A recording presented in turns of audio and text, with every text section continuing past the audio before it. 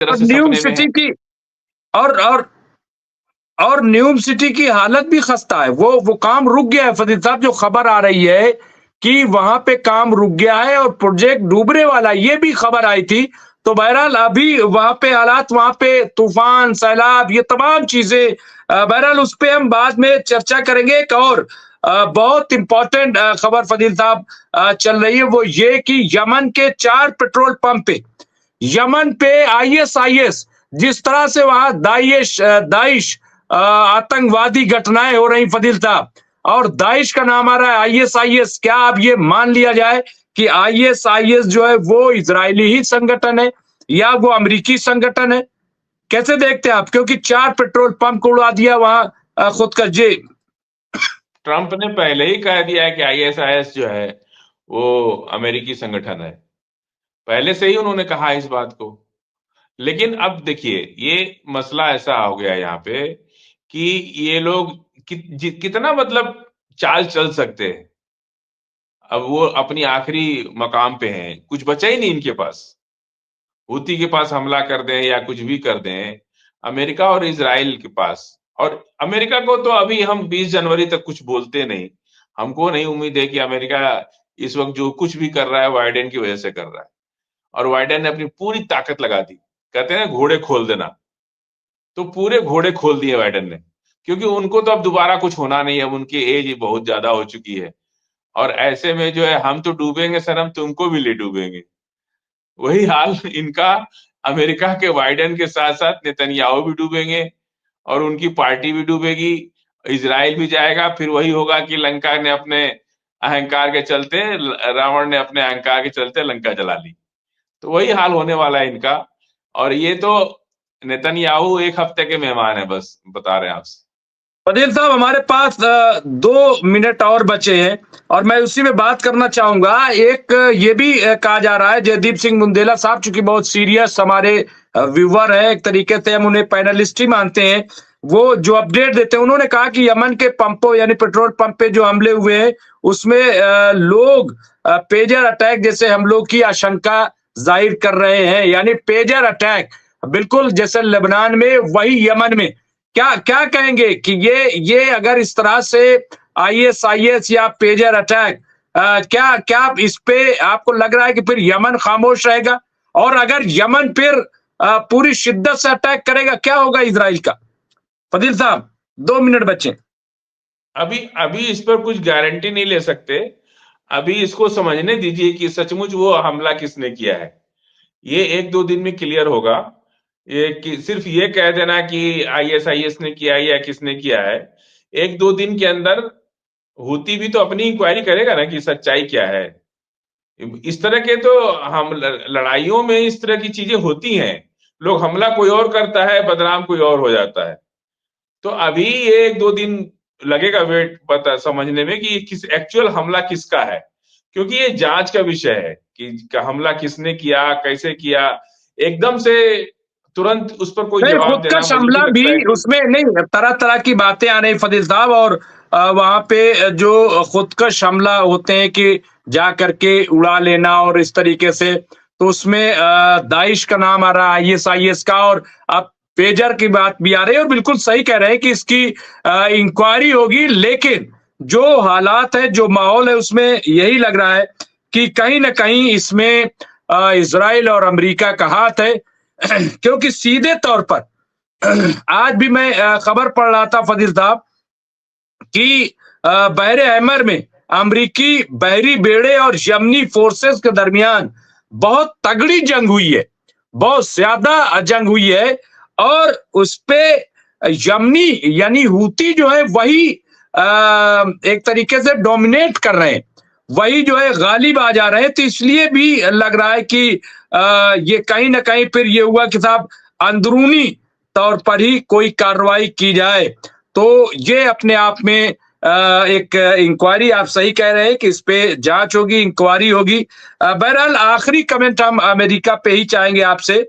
और आज कहीं दावत पे कैप्टन साहब गए हुए थे, उन्होंने जुड़ने के लिए कहा था, लेकिन उन्होंने कहा दोस्तों ने आज कुछ ज्यादा ही हमें मदहोश किया, मिलिट्री मैन है वो दोस्ती में, तो उन्होंने बहरहाल बड़ी माजरत की, लेकिन कोई बात नहीं। कैप्टन साहब रोज आते हैं। कभी कल कल वो अकेले ही थे, जैसे आज आपने संभाल रखा है, कल वो अकेले ही संभाले हुए थे। तो कई बार ये हो हाँ, मैं उठाए नहीं, सोता ही रह गया। सुबह 4 बजे उठे, तो कल हम बहुत जल्दी सो गए। तो बहरहाल, तो आखिरी कमेंट फजील साहब आपका, और फिर आखिरी तो कमेंट देखिए फजील साहब आपका, ये खास तौर से देखिए अब ये अमरीका। हम लोग 2-3-4 बातों को बात किए। अमेरिका की आग पर बात की। अमेरिका की आग पर खुशी कोई नहीं मनाएगा। बस वो एक आपदा है और उसमें आम पब्लिक का नुकसान है। आम पब्लिक का कोई कसूर नहीं होता है। यूक्रेन के भी आम पब्लिक का कोई कसूर नहीं, वो जेलेंस्की का कसूर है। तो कहीं भी आम पब्लिक का कोई कसूर नहीं होता है। फर्क सिर्फ इतना है कि वहां की हुकूमत कैसी है, और हुकूमत की वजह मार से जो है पब्लिक मरती है, फिर हुकूमत की वजह से दूसरे लोग भी मारते हैं। तो मैं तो आग पर कुछ ज्यादा सिर्फ सहानुभूति ही रखता हूं कि भाई वहां पे आग बुझे जल्दी और लोगों की जिंदगी बहाल हो। लेकिन अगर इसकी जांच होगी, अगर इजराइल ने, क्योंकि अभी वहां पे बाइडेन की सरकार है, तो इतना सुस्ती क्यों दिखा रहे हैं आखिर ये लोग आग बुझाने में? ये एक सवाल तो है कि इतना नेग्लिजेंस क्यों दिखा रहे हैं आग को बुझाने, जहां पे अपने सारे जहाज लगाने चाहिए। पूरी दुनिया से जिसके जिसके पास भी ये जहाज है उसको मंगाना चाहिए तुरंत। नहीं ईरान से मंगा रहे तो कम से कम नेटो कंट्री 22-23 जो कंट्री है नेटो के, उन लोगों से मंगाना चाहिए। तो बहुत ये दुख की बात है कि अपनी सियासत के लिए लोग आम इंसान को निशाना बनाते हैं, उनके कंधे पर बंदूक रख के चलाते हैं, और उनकी वजह से आम पब्लिक मारी जाती है। जी। बिल्कुल, तो ये बहुत अच्छी बात फदील साहब ने कही, असलम लावारे साहब ने आखिर में एक और इन्फॉर्मेशन दी, और खैर वो पहले बात हुई है कि दाइश जो है, आईएसआईएस, ये इजराइल अमेरिका की तख्लीक करदा ऑर्गेनाइजेशन है, इसमें शक की गुंजाइश कहाँ, बल्कि ये पूरी तरह से ये बात साबित हो चुकी है। इसके अलावा राजा सिंह राजपूत साहब ने लिखा है कि फदील साहब का ज्यादातर बातें जो हैं वो सच्ची होने वाली हैं, और उनकी बातें सच्ची होती हैं। फदील साहब क्या है, मोट के तरह, ये कुछ उन्होंने लिखा शायद नुसरत हुसैन साहब ने। तो ये बहरहाल कई लोगों ने आपको अप्रिशिएट किया है। मोइनुद्दीन साहब ने लिखा है, अहमद साहब ने कि गुड न्यूज, इस तरह से राशिद सलीम साहब और तमाम लोग जुड़े हुए, मैं सबका शुक्रिया। और मेरे कहने के बाद बहुत सारे लोगों ने लाइक किया है, तो 250 के करीब लाइक भी पहुंच गए हैं, तो इसका भी बहुत बहुत शुक्रिया। और मैं ये भी बता दूं, फदील साहब को भी बता देता हूं, एक तो ये कि वहां पे ज्वाइन का भी ऑप्शन है। अगर कोई ज्वाइन करना चाहे तो एमएमसी न्यूज इंडिया को ज्वाइन कर सकता है, नंबर 1। नंबर 2 ये कि एमएमसी न्यूज इंडिया सबको यानी मेरा शुक्रिया तो कह दीजिए। मैं जिन लोगों ने भी मेरा नाम लिखा उन सबको मेरा बहुत सबका बहुत शुक्रिया, शुक्रिया। सबका शुक्रिया कर रहा हूँ, सबका शुक्रिया कर रहा हूँ।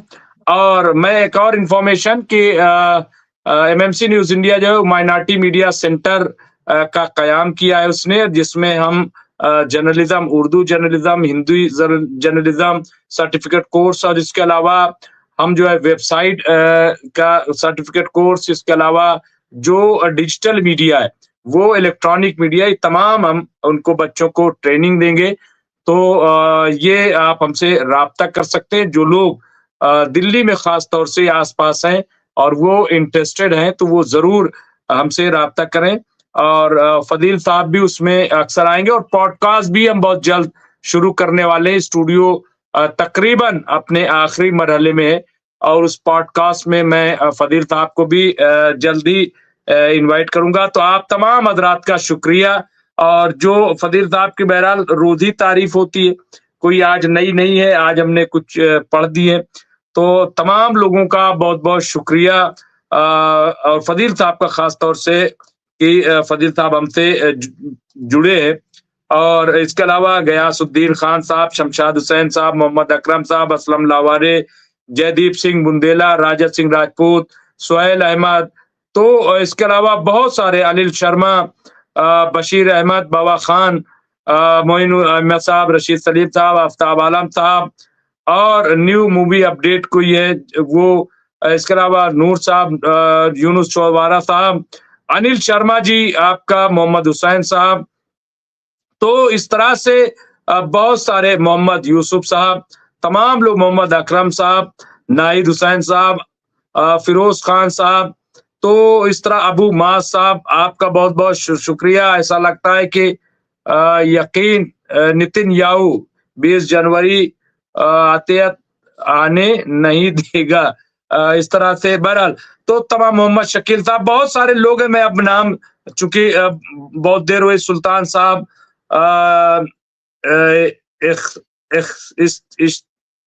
क्या है, इफ्तिखार अहमद साहब, उनका। तो इस तरह से बहुत सारे, कौसर अली साहब, वो भी हमसे, मोहम्मद मजहर साहब, नाहिद हुसैन साहब, तो सैयद जाकिर, मोहम्मद जहांगीर बादशाह, गयासुद्दीन, हसन रिजवी, मोहम्मद इस्माइल, बहुत सारे लोग, खालिद अख्तर। तो मैं सबका, हारिश कमाल, ये सबका मैं शुक्रिया अदा करता हूं। और कल फिर मैं हाजिर होऊंगा आपकी, हसन रिजवी साहब, बहुत सारे लोग हैं, सबका शुक्रिया कि आप हमसे जुड़ते हैं, बातें करते हैं, बहुत सारी अपडेट देते हैं, आप काफी मदद करते हैं। तो मैं खास तौर से आपका, तमाम लोगों का शुक्रगुजार हूं। और जो भी अपडेट होगी फिर हम आपकी खिदमत पेश करेंगे। बहुत बहुत शुक्रिया। शब खैर, गुड नाइट।